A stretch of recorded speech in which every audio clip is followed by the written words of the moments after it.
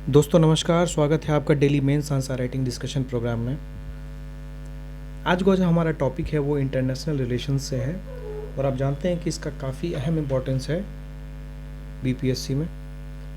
चाहे ये international affairs में भी पूछ सकता है या फिर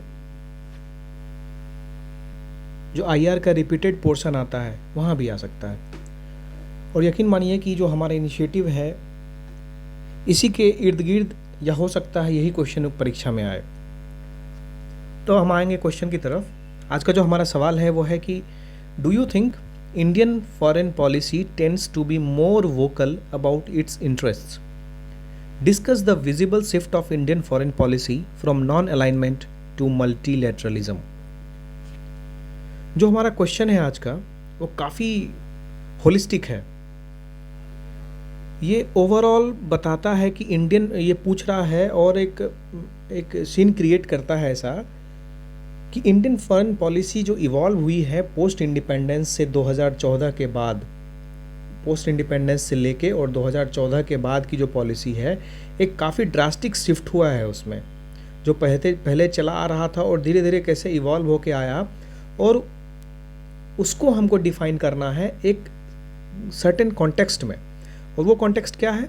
वो है नॉन अलाइनमेंट टू मल्टीलैटरलिज्म। जो नेहरू जी का नॉन अलाइनमेंट था और अभी के टाइम का जो मल्टीलैटरलिज्म है उससे हमको प्रूव करना है कि हाउ इट हैज शिफ्टेड। उससे पहले जो फर्स्ट पार्ट है वो बोलता है कि अपने इंटरेस्ट के लिए इंडिया अपने फॉरेन पॉलिसी को कैसे माउल्ड कर रहा है। इसकी जो भी पॉलिसी इनिशिएटिव्स हैं फॉरेन पॉलिसी में, how they are inclined towards fulfilling India's interests rather than doing international duty। तो बाकी सारे चीज़ों के साथ हम लोग काफ़ी कीवर्ड्स को इसमें डिस्कस करेंगे। आप हमारे साथ रहिए, लास्ट तक देखिए वीडियो को। तो एज यूजुअल इस क्वेश्चन को भी हम पार्ट में तोड़ेंगे और ऑब्जर्व करने की कोशिश करेंगे कि इसका जो सेंटर पॉइंट है, जो हिंज पॉइंट है, वो कौन कौन सा है क्वेश्चन का। तो देखिए, do you think Indian foreign policy tends to be more vocal about its interests? एक यहाँ पे थोड़ा स्ट्रेस है। फिर है कि discuss the visible shift of Indian foreign policy. ठीक है, फॉरेन पॉलिसी का शिफ्ट पूछा लेकिन एक कॉन्टेक्स्ट में, from non alignment to multilateralism. आपको ये जो विजिबल शिफ्ट है तो वो बता सकते हैं जनरल तौर पे, लेकिन आपको एग्जांपल्स जो देने हैं, जो सब्सटेंशिएशन देना है, that should be based on this. तो हम देखेंगे क्वेश्चन को इंट्रो बॉडी कंक्लूजन, जो हमारा फॉर्मेट है उसी में फॉर्मेट में देखेंगे। हम एक जनरल इंट्रो देखेंगे। मैं 4 लाइन 5 लाइन का एक इंट्रो पढ़ दूंगा, आप उसके इर्द गिर्द ही अपने इंट्रो को फ्रेम कर सकते हैं। उसके बाद मैं एक बॉडी डिस्कस करूंगा, एक ब्रीफ बॉडी रहेगी और इसमें काफ़ी सारे पॉइंट्स रहेंगे। आप इससे काफ़ी मॉडिफाई करके या इसके इर्द गिर्द घूम के आंसर को अच्छे से फ्रेम कर सकते हैं। हम जो डिस्कस करेंगे बॉडी में वो देखेंगे कि फॉरेन पॉलिसी का बेस क्या है, इंडिया का फॉरेन पॉलिसी का बेसिस क्या है और ये जो बेसिस है वो अपने इंटरेस्ट से कैसे इन्फ्लुएंस हो रही है रदर देन इंटरनेशनल कंपल्सन से, वो हम सब्सटेंशिएट करने की कोशिश करेंगे इसमें। तो इससे क्या होगा कि मेरा फर्स्ट पार्ट का क्वेश्चन जो है ना वो कहीं ना कहीं कवर होता दिखेगा कि India is more vocal about its interests. जो सेकंड पार्ट है, shift in foreign policy visible है कैसे, तो नॉन अलाइनमेंट से मल्टीलैटरलिज्म की तरफ। हम एक नॉर्मल इवोल्यूशन देखेंगे कि हमारी foreign policy different prime ministers के एरा में कैसे इवॉल्व हुई and how that has moved into multilateralism. एकदम से बीच का रास्ता था पहले, बाद में कैसे एक तरफ आया, फिर एकदम से दूसरी तरफ चला गया और अभी एकदम हर तरीके से ये हर आइडियोलॉजीज के साथ अपने आप को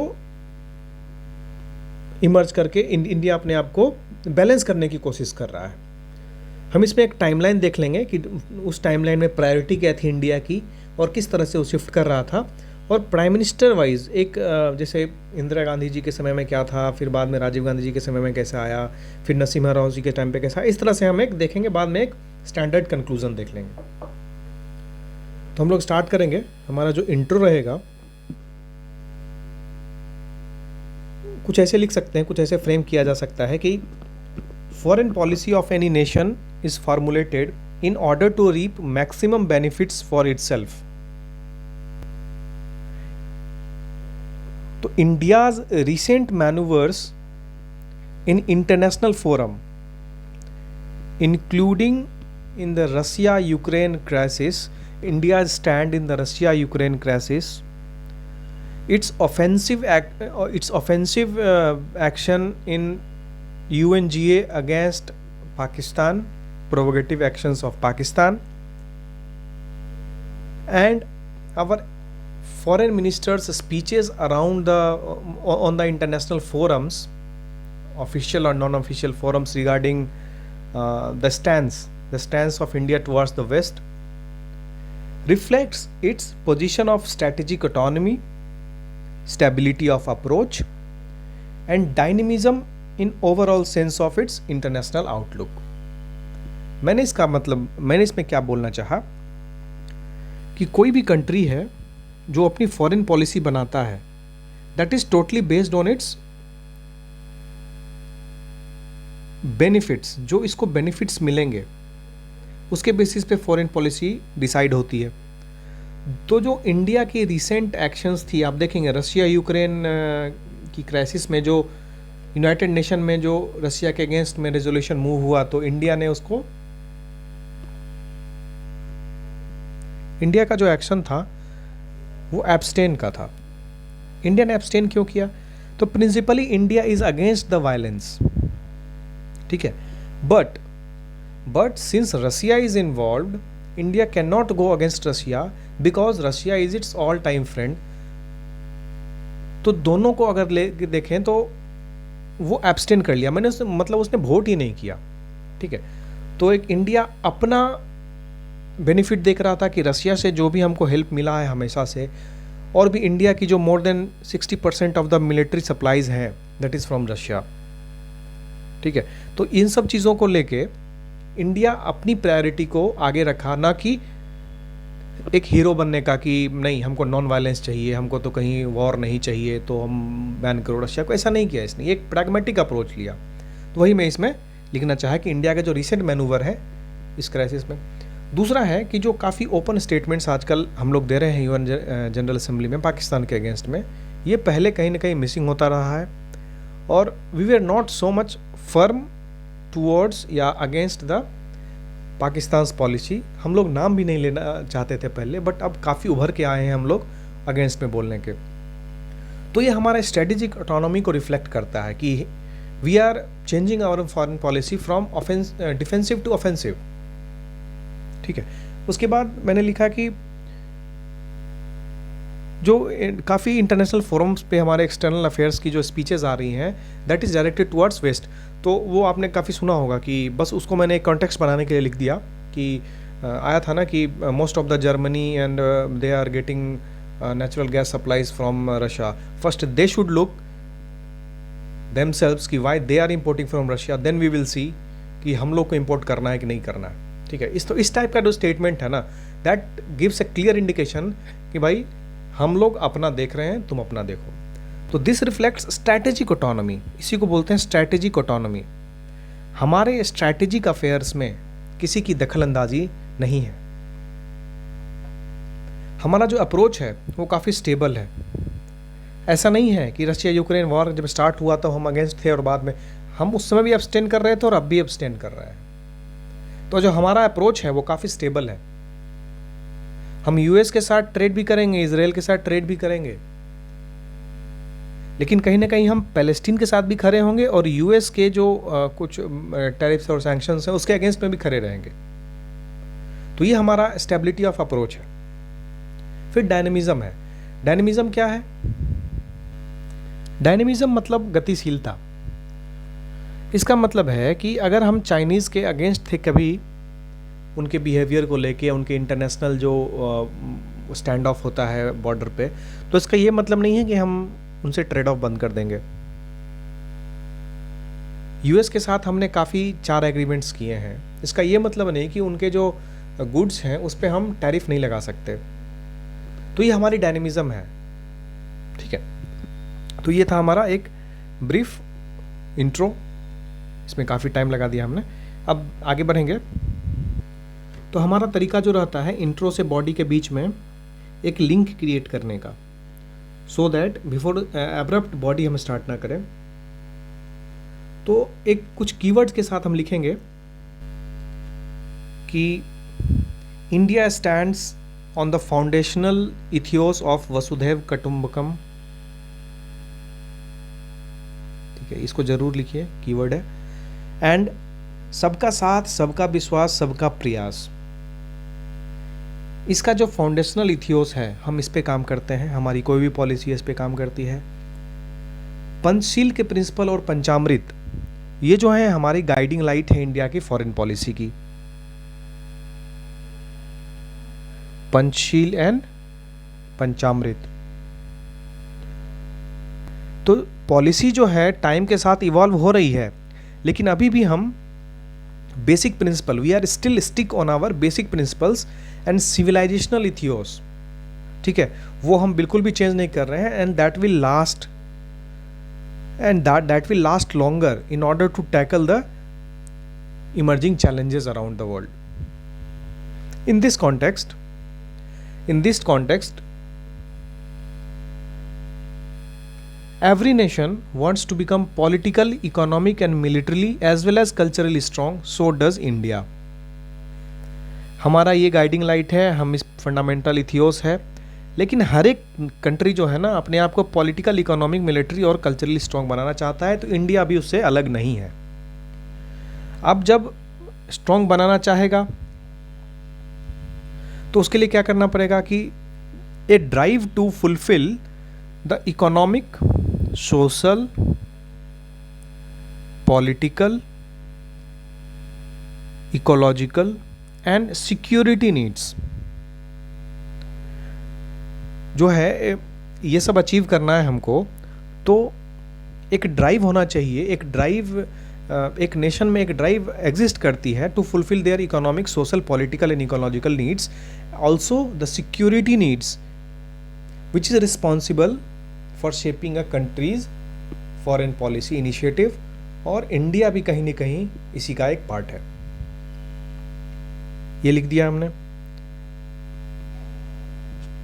अब आगे लिखेंगे कि जो ये सब अप्रोच है ये सिर्फ अपने इकोनॉमिक कंसिडरेशन को ध्यान में नहीं रखता है, बल्कि काफ़ी स्ट्रक्चरल, सिक्योरिटी, सारे फीचर्स को ध्यान में रखता है। और इंडिया ने काफ़ी मल्टीपल स्टेप्स लिए हैं काफ़ी सारे नेशंस के साथ मिलके for aligning and balancing the international balancing scale. देखिए थोड़ा ऊपर से जा रहा होगा, लेकिन अगर लिखें तो बहुत अच्छा होगा, बिकॉज ये सब चीज़ें हैं आप किसी बॉडी के में डायरेक्ट नहीं लिख सकते, लेकिन आप दो चीज़ों को लिंक करने में लिख सकते हैं। ठीक है, मैंने क्या बोला कि कोई भी नेशन है ना वो ये सब होना चाहता है। इसके लिए वो क्या है, अपने सारी ताकतों को सारे फील्ड में वो अपने आप को एक्सेल करना चाहता है। अब सारे फील्ड में एक्सेल करना चाहेगा तो वो ये भी चाहेगा कि उनका जो इंटरेस्ट है उस फील्ड में उस एक्सपर्टीज नेशन के साथ हो। अब अगर उस एक्सपर्टीज नेशन के साथ उनको कंबाइन करना है तो सारे जो इश्यूज़ हैं उनको साइडलाइन करके अपने इंटरेस्ट को आगे करना पड़ेगा, जो हमने डायनामिज्म में डिस्कस किया। तो वही इंडिया का भी रोल है और यही बाकी सब कंट्रीज़ का भी फॉरेन पॉलिसी का बेसिस जो है यही रहता है। अब इंडिया के संदर्भ में देखेंगे कि हम पॉलिटिकल सिक्योरिटी और स्टेबिलिटी को इंश्योर करने के लिए जो हमारा इंटरेस्ट है उसके लिए हम क्या क्या एक्शंस कर रहे हैं, क्या क्या इनिशिएटिव्स ले रहे हैं और how that is fulfilling our overall interest. तो first is military and strategic engagements. Military और स्ट्रेटेजिक इंगेजमेंट में जो क्वाड है, Quad initiative that was actually started by Japan, कहाँ, इंडो पैसिफिक रीजन में। ठीक है, दूसरा है हमारा I2U2, ये मिडिल ईस्ट में। उसके बाद यूनाइटेड स्टेट्स के साथ जो 4 एग्रीमेंट है हमारे, कौन कौन से, बेका है, लिमुआ है, कोमकासा है एंड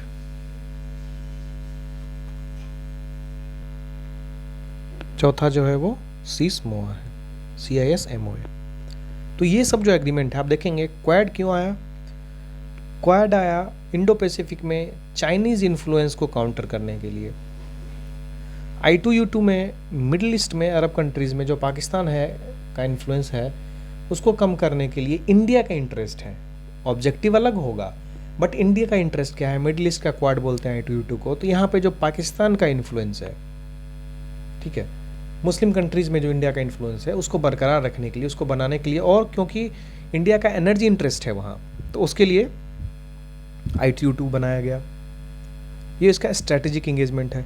यूएस के साथ जो बाकी 4 एग्रीमेंट हुए और सिक्योरिटी को लेके, लॉजिस्टिक को लेके, जियो स्पेशियल को लेके, ये इसका अपना इंटरेस्ट है, इसके लिए ये इंगेजमेंट्स किए गए। उसके बाद देखेंगे अभी अफगानिस्तान में, ये वही तालिबान है जिसको इंडिया अपोज करता रहा था, लेकिन आज वही तालिबान की सरकार को भारत जो है वीट सप्लाई कर रही है, जो क्रिटिकल मेडिकल सप्लाईज हैं वो दे रही है। फिर दूसरा है रिटेलिएटरी अप्रोच। रिटेलिएटरी अप्रोच का क्या मतलब है कि अपने इंटरेस्ट के लिए India is ready to even go in offensive mode. आप देखेंगे कि जो सर्जिकल स्ट्राइक हुआ, बालाकोट स्ट्राइक हुआ, that was a part of its offensive plan against the Pakistan's unprovoked actions. जो उनका कंटिन्यूस बिना प्रोवोक किए भी वो आ जाते हैं और टेररिज्म को प्रमोट करते हैं, उसके अगेंस्ट में हमारा एक रिटेलिटरी एक्शन था। अपने इंटरेस्ट को दिखाने के लिए, हम दिखाने के लिए वी आर स्ट्रेटेजिक ऑटोनमस, ठीक है। फिर जैसे सेकंड एग्जांपल हम इसमें लिख सकते हैं कि जैसे यूनाइटेड स्टेट्स ने इंडिया को जनरल बेनिफिशियरी लिस्ट से निकाला था, ठीक है, तो इंडिया ने भी रिटेलिटरी स्टेप लिया और यूएस के काफ़ी चीज़ों पे टैरिफ लगाया। ये डोनाल्ड ट्रंप की सरकार ने किया था। इसको एग्जाम्पल में लिख सकते हैं कि इंडिया का रिटेलिएटरी अप्रोच है अपने इंटरेस्ट को साबित करने में, ठीक है, कि आप अगर ऐसा करेंगे तो we are ready for that, we will also do the same. फिर आएंगे इंटरनेशनल फोरम में, अपना जो क्लाउड है, अपना जो पॉलिटिकल क्लाउड है इंटरनेशनल फोरम पे, वो बनाने के लिए अभी देखिए G20 की जो मीटिंग है वो इंडिया होस्ट कर रहा है, ठीक है। लास्ट ईयर ये UNSC का 1 महीने के लिए प्रेसिडेंट भी रहा था, ये इसका नॉन परमानेंट मेंबर भी रहा। तो ये सब जो है इंटरनेशनल फोरम में अपने बातों को आगे लाने के लिए, अपने इश्यूज़ को फोरफ्रंट पे रखने के लिए ये काफ़ी कुछ हमेशा से करता रहा है और करता रहेगा। और जो इसकी इंटरनेशनल फोरम में पॉलिसीज़ हैं वो यहीं से इंस्पायर्ड हैं, यहीं से पुश की जाती हैं। फिर बैलेंस ऑफ पावर बहुत ज़रूरी है इंटरनेशनल फोरम में। तो इंडिया का क्या इंटरेस्ट है ना कि जो एशिया का रीजन है, इस एशिया के रीजन में चाइनीज़ इन्फ्लुएंस बढ़ेगा या बढ़ रहा है। जो इंडिया के नीचे श्रीलंका है, यहाँ पे चाइनीज़ इन्फ्लुएंस है। साउथ ईस्ट एशिया में भी कहीं कहीं चाइना का आधिपत्य है। फिर यहाँ जापान में देखें तो यहाँ पे यूनाइटेड स्टेट्स है। तो कहीं ना कहीं इंडिया एक इस एरिया में पावर बैलेंसिंग की स्ट्रैटेजी, टैक्टिक भी लगाता रहता है अपने इंटरेस्ट के लिए। वो क्या क्या है इनका? तो अगर आप समझिए कि भारत के जो भी अराउंड कंट्रीज हैं, उनको अगर इंडिया को सेफ रहना है इस एरिया में और सबको अपने प्रति ओबलाइज करना है, तो सबको कुछ ना कुछ मदद करना पड़ेगा इनको, ठीक है। तो इनके कुछ कुछ इनिशिएटिव्स हैं, जैसे सागर इनिशिएटिव, ठीक है, फिर है एक्ट ईस्ट पॉलिसी। इन सब इनिशिएटिव से ये बैलेंस ऑफ पावर इंश्योर करना चाहता है, ठीक है। उसके बाद और इसमें एग्जांपल में लिख सकते हैं कि ब्रिक्स जो है ये चाइना के साथ है, रशिया के साथ है, लेकिन इसमें देखिए यूनाइटेड स्टेट नहीं है, तो ये यूनाइटेड स्टेट को बैलेंस करता है ब्रिक्स से। आप SCO देखिए, SCO से भी USA को प्रॉब्लम है, ये भी बैलेंस करता है USA से। तो इस तरह के जो फोरम हैं, जैसे बिम्स्टेक है, ये काफ़ी रीजनल फोरम है। तो इस तरह के जो फोरम हैं, इसमें आप क्वाड भी लिख सकते हैं, अगर आपने ब्रिक्स लिखा है तो क्वाड भी लिख सकते हैं, फिर I2U2 भी लिख सकते हैं। तो कुछ इन्होंने चाइना को रिस्ट्रिक्ट करने के लिए, कुछ इन्होंने यूएस को रिस्ट्रिक्ट करने के लिए, ताकि बैलेंस ऑफ पावर बना रहे, ताकि इनका इंटरेस्ट बना रहे उस रीजन में, ठीक है, किसी का एक मोनोपोली ना हो, हेजेमोनी ना हो, उसको प्रिवेंट करने के लिए ये सब ग्रुप को लाया और ये सब ग्रुप को आगे बढ़ा। उसके बाद आप देखेंगे कि रीजनल ऑटोनॉमी को बढ़ावा देने के लिए, मतलब एशिया के जो कंट्रीज़ हैं उनके साथ में आगे बढ़ने के लिए इन्होंने काफ़ी कुछ भारत करता रहता है, ताकि अब देखिए श्रीलंका इसके काफ़ी करीब है, और श्रीलंका आप जानेंगे कि लास्ट वीडियो में मैंने बताया था शायद कि जो अराउंड 30% ऑफ इंडिया की शिपमेंट्स हैं वो श्रीलंका के थ्रू पास करती हैं, यहाँ के पोर्ट हैंडल करते हैं। तो इंडिया का इंटरेस्ट कहीं ना कहीं श्रीलंका से है, तो अगर श्रीलंका का इकोनॉमिक फॉल हुआ तो that will hurt India also. तो उसके लिए क्या है, इन्होंने कुछ इकोनॉमिक हेल्प दिया है श्रीलंका को। फिर ये अफ़गानिस्तान को, ताकि जो अफ़गानिस्तान में अभी जो तालिबान कहा गया, पहले तालिबान के अगेंस्ट था, लेकिन जब देखा कि तालिबान आ गया है, अब कोई रास्ता नहीं है, तो through it's policy of dynamism इसने क्या किया कि तालिबान के रूल को कहा कि नहीं, हम ह्यूमैनिटेरियन सपोर्ट देंगे। और ऑलरेडी आप जानते हैं अफगानिस्तान में इंडिया की काफ़ी सारी इन्वेस्टमेंट है, ठीक है, सहतूत डैम है और बहुत सारी चीज़ें हैं, और इसमें इसने स्पेशल ईरान में पोर्ट बनाया सो दैट कि अफगानिस्तान में परकुलेट कर सके और सेंट्रल एशिया में परकुलेट कर सके या वहाँ से सामान आ सके। तो वहाँ के इंटरेस्ट को लाइव रखने के लिए इन्होंने तालिबान को सपोर्ट शुरू किया, इन टर्म्स ऑफ वीट भेजा, मेडिकल सप्लाईज भेजा। तो ये भी कहीं ना कहीं इनके रीजनल ऑटोनॉमी को, कि हम इस एरिया में ऑटोनॉमस हैं डिसीजन लेने में, और सारे कंट्रीज जो आसपास हैं इनको अपने साथ रखना है इनको, ठीक है। बांग्लादेश के साथ आप देखें तो बांग्लादेश के साथ भी अभी शेख हसीना जी इंडिया आई थी तो काफ़ी कुछ प्रोजेक्ट साइन हुए, जैसे उसमें से एक मैत्री पावर प्रोजेक्ट है, दैट इज़ वेरी इंपॉर्टेंट, और काफ़ी इंफ्रास्ट्रक्चर प्रोजेक्ट्स हैं जो वहाँ साइन हो रहे हैं, जो इंडिया वहाँ कर रही है। तो ये इनको हेल्प कर रही है सो दैट कि इनका जो जैसे श्रीलंका है, श्रीलंका यूएस से हेल्प ना ले, चाइना से हेल्प ले रहा है, तो कहीं ना कहीं थोड़ा उसको रिड्यूस करके इंडिया का उसमें रोल रहे। तो इस तरह से रीजनल ऑटोनॉमी इंश्योर हो पाएगी कि बाहर की जो ताकतें हैं वो इस रीजन में अपना आधिपत्य ना जमा सकें, ठीक है। उसके बाद है नॉन प्रोलिफरेशन क्रेडेंशियल। ये क्या है, इंडिया की न्यूक्लियर जो प्रोग्राम्स हैं उनको बढ़ाने के लिए इंडिया को ज़रूरत थी यूरेनियम की, इंडिया को ज़रूरत थी और टेक्नोलॉजी की, वो आता नहीं जब तक हम साइन नहीं करते। तो अभी देखेंगे कि आप MTCR, India is A part of MTCR, India is A part of Australian group, India is A part of Wassenaar arrangement. तो इससे क्या हुआ ना कि इंडिया की जो नॉन प्रोलिफरेशन क्रेडेंशियल है, मतलब कि हम बांटने में भरोसा नहीं करते हैं, न्यूक्लियर अगर हमारे पास आ गया ना तो आपको भी दे देंगे, ऐसा नहीं होगा। अगर हमारे पास है तो सिर्फ हमारे पास रहेगा। ये प्रूव होती है कैसे, MTCR, ऑस्ट्रेलियन ग्रुप और वासेनार अरेंजमेंट में इसको मेंबरशिप मिल गई। ये तो था हमारा फर्स्ट पार्ट जो डील करता था पॉलिटिकल सिक्योरिटी और स्टेबिलिटी से। अब आते हैं सोशल सिक्योरिटी के लिए। सोशल सिक्योरिटी में एजुकेशन है और हेल्थ है। आप देखिए एजुकेशन के फील्ड में इंडिया का काफ़ी योगदान भी रहा है और अपना इंटरेस्ट भी रहा है। अगर यूएस से टेक्नोलॉजी चाहिए तो वहाँ पे स्टूडेंट को वहाँ के कल्चर में पढ़ना पड़ेगा, वहाँ से टेक्नोलॉजी को यहाँ लाना पड़ेगा। तो इस तरह से जो कोलैबोरेशंस हैं वो काफ़ी एजुकेशनल फील्ड में किए जाते हैं। रिसेंटली आप कह सकते हैं कि मालदीव्स से और ऑस्ट्रेलिया से कोलैबोरेशंस हुए हैं for skill development, for training in latest technology, ठीक है। वैसे ही हेल्थ में आप देखेंगे कि अपने सॉफ्ट पावर को इन्हेंस करने के लिए इसने वैक्सीन मैत्री प्रोग्राम स्टार्ट किया, ठीक है, इंटरनेशनल वैक्सीनेशन प्रोग्राम को लेके। उसके बाद है इकोनॉमिक सिक्योरिटी। इकोनॉमिक सिक्योरिटी को इंश्योर करने के लिए जो बेसिस होता है, अब देखिए transport network, logistic infrastructure, productivity enhancements के लिए जो भी काम किए जा सकते हैं जो कि इकोनॉमी को बूस्ट करे वो सब है, और इंफ्रास्ट्रक्चर डेवलपमेंट, ये सब जो की फैक्टर्स होते हैं इकोनॉमी को बूस्ट करने में।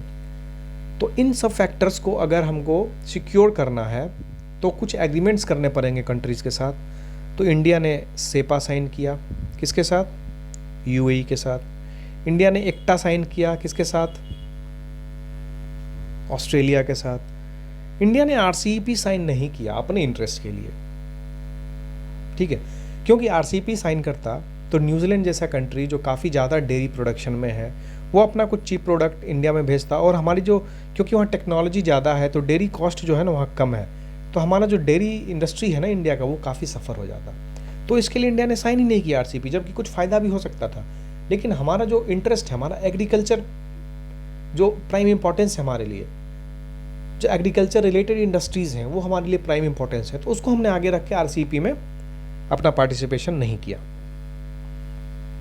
फिर है कि इंफ्रास्ट्रक्चर को लेके काफ़ी, जैसे BBIN प्रोजेक्ट है, कलादान मल्टी मॉडल प्रोजेक्ट है, तापी प्रोजेक्ट है, तापी पाइपलाइन है, ये सब जो है ना, ये इंफ्रास्ट्रक्चर अपने हेल्प के लिए कहीं ना कहीं इंडिया अपने इंटरेस्ट को साबित करने के लिए अपनी फॉरेन पॉलिसी को इकोनॉमिक टर्म्स में इंफ्रास्ट्रक्चर फॉर्म में ला रहा है सामने, ठीक है।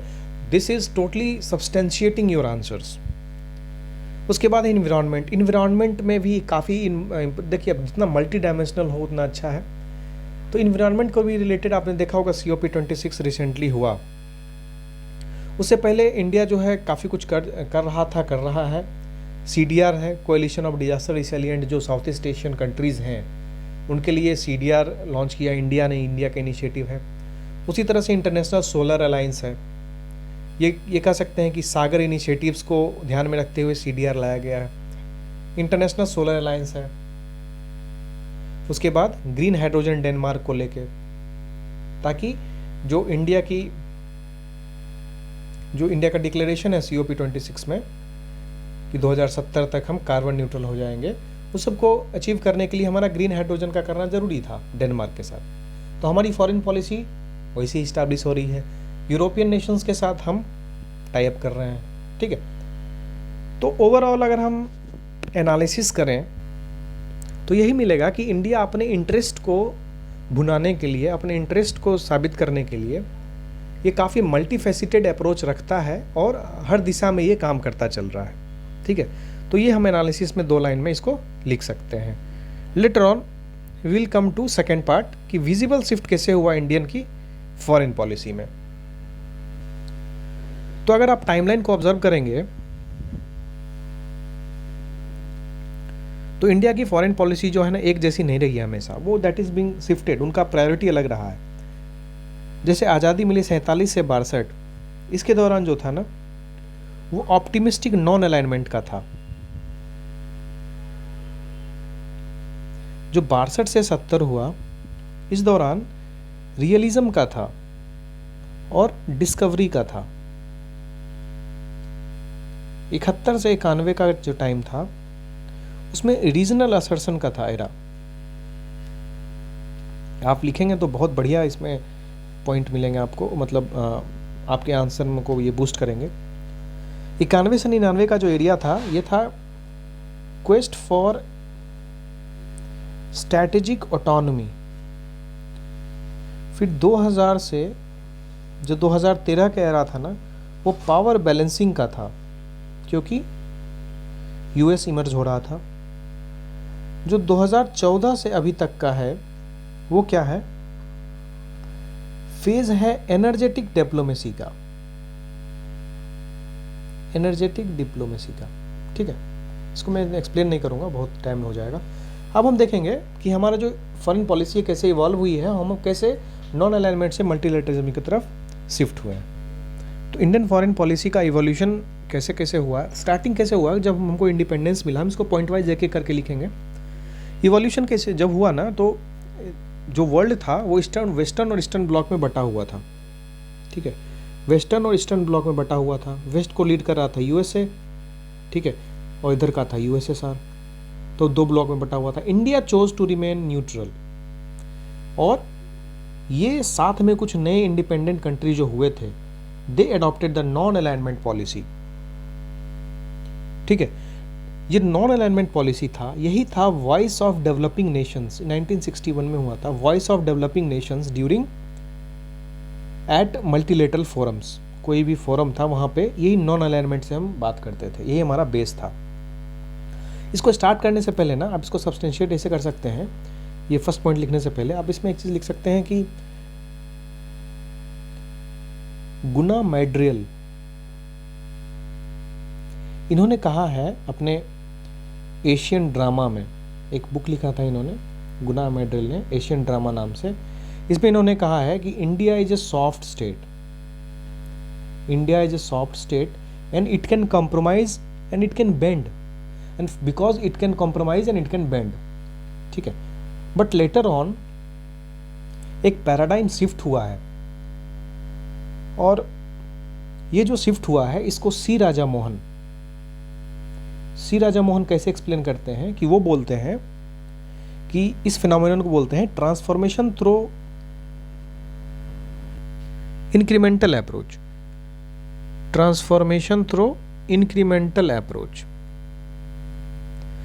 मतलब अगर सी राजगोपालाचारी ने ऐसा बोला तो हम इसे सब्सटेंशिएट कर सकते हैं कि फॉरेन पॉलिसी में शिफ्ट तो आ रहा है, ठीक है।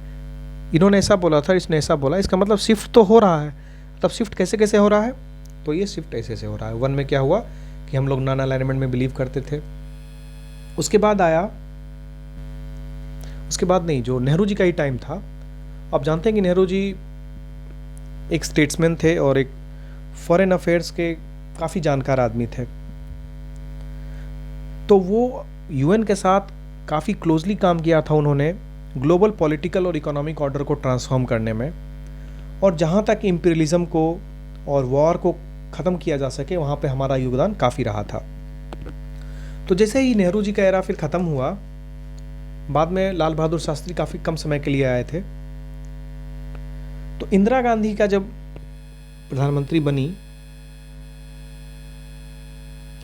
तो इंदिरा गांधी ने एक शिफ्ट लाया, जो डायनेमिक्स है of foreign policy got shifted and got revitalized with how we interact with our neighbors, ठीक है। इसी बीच में क्या है, पाकिस्तान को यूएस हेल्प कर रहा था और पाकिस्तान इंडिया में टेररिज्म को प्रमोट कर रहा था, और जानते हैं उसमें ईस्ट पाकिस्तान भी था, तो यहाँ से भी काफ़ी परेशान करके रखा था इन्होंने। तो उन्होंने, इंदिरा गांधी ने क्या किया कि यूएस को काफ़ी अपने से दूर रखा, यूएस को दूर रखा, लेकिन यूएसएसआर को थोड़ा करीब रखा, बिकॉज यूएसएसआर 71 की लड़ाई में भी इसने काफ़ी हेल्प किया था और हमारा सबसे बड़ा मिलिट्री का सप्लायर था। तो हमारी जो फॉरेन पॉलिसी है, देखिए यूएस के साथ उसमें बिल्कुल भी अच्छी नहीं थी, वो कैसे इवॉल्व हो रहा है, एकदम से हम कहीं किसी के पास नहीं थे। फिर इंदिरा गांधी के समय में थोड़ा हम यूएसएसआर के पास हुए और यूएस से काफ़ी दूर थे हम, ठीक है। बाद में आया राजीव गांधी का एरा। तो राजीव गांधी के टाइम पे क्या हुआ, he was a liberal leader. उन्होंने क्या किया कि वर्ल्ड सिनारियो को समझा और ही स्टार्टेड, क्योंकि वो थोड़े टेक्नोलॉजी फ्रीक थे, तो he started visiting United states, क्योंकि उनको चाहिए थे टेक्नोलॉजी, उनको चाहिए था कंप्यूटर। तो उसके लिए उन्होंने यूएसए के पास जाना शुरू किया। वो श्रीलंका भी गए, वो म्यांमार भी गए, यूनाइटेड स्टेट्स के। तो इसी श्रीलंका के कारण तो उनकी जान चली गई, लेकिन ये जो मूवमेंट था ये एक डिफाइनिंग मूवमेंट था कि इंडिया जो है ना वो मैनूवर करना स्टार्ट कर दिया था, और यूएसएसआर के टूटने के बाद इंडिया जो है थोड़ा यूएस की तरफ भी शिफ्ट हो रहा था, ठीक है। और जैसे जैसे जर्मनी का रीयूनिफिकेशन हुआ तो इसका मतलब यूरोप भी थोड़ा स्ट्रांग होने लगा, वेस्ट थोड़ा स्ट्रांग होने लगा। तो इंडिया को ये फील हुआ, इसके लिए वो थोड़ा सा वेस्ट की तरफ इंक्लाइन हुआ, यूएसएसआर की तरफ थोड़ा दूर हुआ, क्योंकि यूएसएसआर कमजोर हो गया था। तो हम जो है क्या कर रहे थे, अभी एक पोल से दूसरी तो पोल की तरफ थोड़ा सा शिफ्ट हो रहे थे और एक बैलेंस बनाने की कोशिश कर रहे थे दोनों के बीच में। इसी बीच में क्या हुआ कि हम इकोनॉमिक क्राइसिस हुआ 1991 में, और एक वर्ल्ड पॉलिटिक्स में भी उसके साथ ही नया अलाइनमेंट देखने को मिला, एक रीअलाइनमेंट हुआ। और जो आईएमएफ था उसको डोमिनेट करता था यूएस, जिससे चाहिए था इंडिया को हेल्प। तो ये भी रीज़न था कि नरसिम्हा राव जी के टाइम पे भी इंडिया की जो इंक्लिनेशन थी यूएस की तरफ थी, क्योंकि उसको हेल्प चाहिए था, अपना इंटरेस्ट था उसमें। लेटर ऑन जो यूएस का एलाई था इजराइल, उसको करना जरूरी था अपने पक्ष में। क्यों? क्योंकि जो जीविश लॉबी थी वो काफ़ी स्ट्रांग थी यूएस में।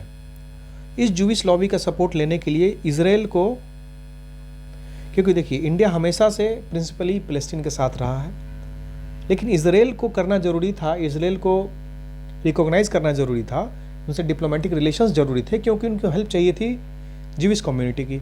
तो 1992 में जो डिप्लोमेटिक रिलेशंस है इजराइल के साथ वो भी स्टार्ट हो गए। तो अब देखिए इंडिया कैसे कैसे शिफ्ट हो रहा है, आपको समझ में आ रहा होगा कि इसकी जो पॉलिसी है कैसे एक डायरेक्शन में जा रही है। उसके बाद एक टाइम बीता और एक मेजर ट्रांसफॉर्मेशन आया इंद्र कुमार गुजराल के टाइम पे, जब आया गुजराल डॉक्ट्राइन। गुजराल डॉक्ट्राइन का क्या खासियत थी कि इन्होंने फोकस किया अपने नेबरहुड को। अगर ये इंडिया है तो अपने नेबरहुड में फोकस किया, अपने नेबरहुड को स्ट्रॉन्ग करने का काम किया। इससे क्या हम एक स्ट्रॉन्ग रीजनल एंटिटी बन पाएंगे, क्योंकि इनको लगा कि यूएस तो स्ट्रॉन्ग हो गया, अब धीरे धीरे रशिया भी इमर्ज हो रहा था। रशिया को चाइना का एक आइडियोलॉजिकल सपोर्ट है, यूनाइटेड स्टेट्स अपने लोगों को इजराइल में छोड़ा हुआ है, तो कहीं ना कहीं इन दोनों की हेजेमोनी थी ही। तो ये जरूरी था इंडिया के लिए कि अपने नेबर्स को साथ में लिया जाए, उसके लिए लाया गया गुजराल डॉक्ट्राइन। इसके लिए इन्होंने 5 प्रिंसिपल लाया और एकोमोडेट करने की बात की अपने रीजनल नेबर्स को, और बिग ब्रदर होने की बात नहीं की। और जो भी थे कंट्रीज जैसे बांग्लादेश है, श्रीलंका है, पाकिस्तान है, नेपाल है, ठीक है, इन सब से इन्होंने अच्छा रिलेशन इस्टेब्लिश करने की कोशिश की। इसमें एक एम ये भी था कि जो नेबर्स हैं इनमें जो हेजामनी है यूएस की, इसको ख़त्म किया जा सके, क्योंकि ज़्यादा अलाइंड किसी तरफ नहीं रहना। हम नॉन अलाइंड थे और प्रिंसिपली नॉन अलाइंड थे हमेशा से, लेकिन हमारे इंटरेस्ट की वजह से हमको एक तरफ होना पड़ा। तो गुजराल डॉक्ट्राइन के बाद हम लोग इन कंट्रीज़ को साथ देने लगे, ताकि जो यूएस हेजामनी है वो इनसे छीना जा सके, वो हमारी तरफ आ सके, तो कि हम एक आगे के विज़न में कि हम एक सुपर पावर बन सके, उस डायरेक्शन में भी एक अच्छा कदम था ये। बाद में आया अटल जी का टाइम। तो अटल बिहारी वाजपेयी जी के टाइम पे आप जानते हैं कि यूएस से इन्होंने काफ़ी कुछ अच्छा शुरू किया, क्योंकि इनको करना था न्यूक्लियर टेस्ट। न्यूक्लियर टेस्ट से हो जाते सैंक्शन, और लगे भी थे सैंक्शन, बट यूएस से इन्होंने अच्छा रिलेशन बनाया, यूएसएसआर से अच्छा बना के रखा। तो देखिए हम पावर बैलेंसिंग हमने स्टार्ट कर दी है, हमने पावर बैलेंसिंग स्टार्ट कर दी है। इन्होंने पाकिस्तान से भी अच्छा रिलेशन एस्टेब्लिश किया, सदाई सरहद बस से गए थे ये कारगिल से वहाँ पे। तो अटल जी के टाइम पे भी एक माहौल बनना स्टार्ट हुआ, हम अपने आप को असर्ट करना शुरू किए कि वी आर अ एंटिटी जो एक तरफ नहीं रहेंगे और एक बैलेंस भी बना के नहीं रखेंगे, लेकिन हम सबसे संपर्क रखेंगे, ठीक है। उसके बाद आया मनमोहन सिंह का टाइम। मनमोहन सिंह के टाइम पे क्या हुआ, हम लोग जानते हैं कि जो ग्लोबल आइसोलेशन था ना, जो हमारा ग्लोबल आइसोलेशन था हमेशा से, हम ना ही एक तरफ थे ना ही दूसरी तरफ थे, तो वो वाला चीज़ जो है ना, वो मनमोहन सिंह के टाइम पे थोड़ा कम होना शुरू हो गया, क्योंकि इस टाइम पे ही India US civil nuclear agreement भी साइन हुआ। ये जो था ना एक लास्ट नेल था कफिन में, कि इसके बाद जो है हम एकदम ओपनली डिक्लेयर कर सकते हैं इस तरह से कि नहीं भाई देखो, हम किसी से अलग नहीं हैं, हम सब साथ में हैं। यही हुआ, और इसके साइन होने के बाद आप ये भी समझ सकते हैं कि इंटरनेशनल फोरम में इंडिया को एक स्थान मिला कि India has not sign the NPT, still India is a responsible nuclear nation. तो ये वाला टैग जो है ना, इसको मल्टीलैटरल प्लेटफॉर्म पे एक अच्छा स्थान देने का ये रखता था। उसके बाद उसी टाइम पे आप जानते हैं चाइना से इशू हुए और काफ़ी कुछ हुआ, लेकिन उन्होंने चाइना से भी संपर्क बनाया, मिडल ईस्ट में भी अपने जो रिलेशंस थे उसको अच्छे इस्टेब्लिश किए। सेंट्रल एशिया से हमारा ऑयल का काफ़ी इंटरेस्ट है उसमें, तो उससे भी इस्टेब्लिश किए। तो ये इनका जो एरा था ना, वो स्टार्टिंग था मल्टीलेटरल डेवलप करने में। ठीक है, अब आ जाते हैं हमारे करंटली प्रधानमंत्री जो नरेंद्र मोदी हैं। ये जो टाइम है ये बिल्कुल स्पीड अप हो गया, फॉरेन पॉलिसी जो है ना एकदम से बूस्ट अप हो गई। इन्होंने अपने फर्स्ट कार्यकाल में ही कितने देशों की यात्रा की। उससे क्या हुआ, ये क्या कर रहे थे कि इंडिया को एक सेंटर स्टेज पे लाने की कोशिश कर रहे थे। और ये काफ़ी एनर्जेटिक टाइम था। आपने देखा सी राजा मोहन को कहते हैं कि ये जो फेज है ना, ये एनर्जेटिक फेज है फॉरेन पॉलिसी का। तो और साथ में क्या हुआ कि जैसे जैसे इकोनॉमी डेवलप हुई तो चाइना का जो इमरजेंस है ना वो बढ़ने लगा, तो यूएस की हेजेमोनी है वो थोड़ी कम होने लगी। तो यहाँ पे जैसे चाइना बढ़ा तो इंडिया ने मौका देखा कि एशिया को पॉप अप करने का। और चूंकि यूएस कम हो रहा है और रशिया भी अपने आप में ही उलझा पड़ा है,